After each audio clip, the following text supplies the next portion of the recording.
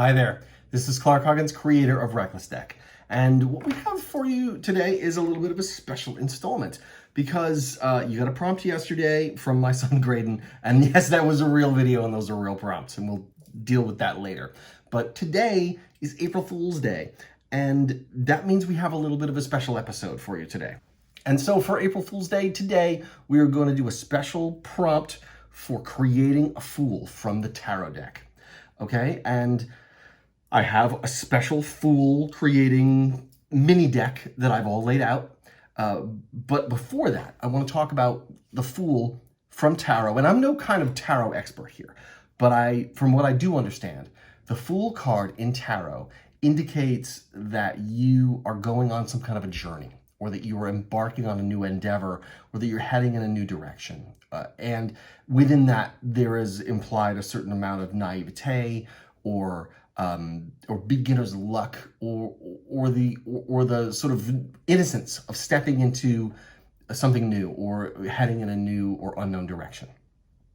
The flip side of that, because when you turn a tarot card the opposite direction, upside down, you get the opposite of that meaning, and that means that indicates either foolishness or bad judgment, or just kind of a stupid move on your part.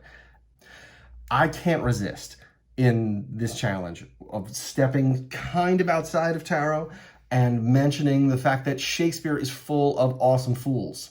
You've got Falstaff in the Henry IV plays. You've got Peter Quince and Bottom in Midsummer Night's Dream.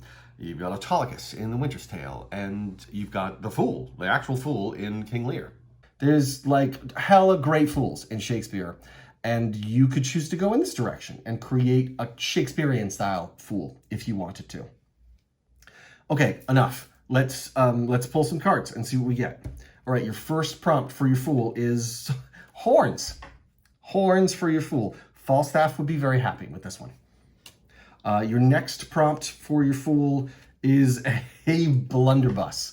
And for those of you who don't know what a blunderbuss is, it's a ridiculous weapon. It's a very steampunky, very Victorian 19th century hunting weapon, I want to say. I don't know the history of the blunderbuss, but it's a really, really stupid rifle-y kind of gun.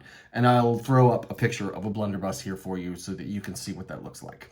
Okay, your next prompt for your fool for April Fool's Day is a corset. Okay.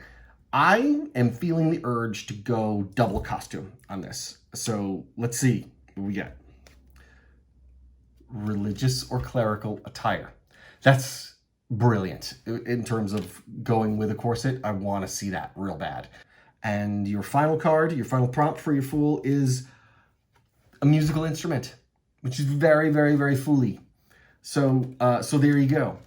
Your prompts again are horns, blunderbuss, corset, religious or clerical attire, and musical instrument. Your goal here is to make a fool for April Fool's Day. You can choose whether to make it into the actual tarot card format, to turn it this way or that, to make it a light or dark fool. And if you want to step away from that, you can make a Shakespearean fool, or just a foolish character in general. But it's April Fool's Day, and these are your prompts. So have at it. Go be creative and fabulous, and we'll see you soon.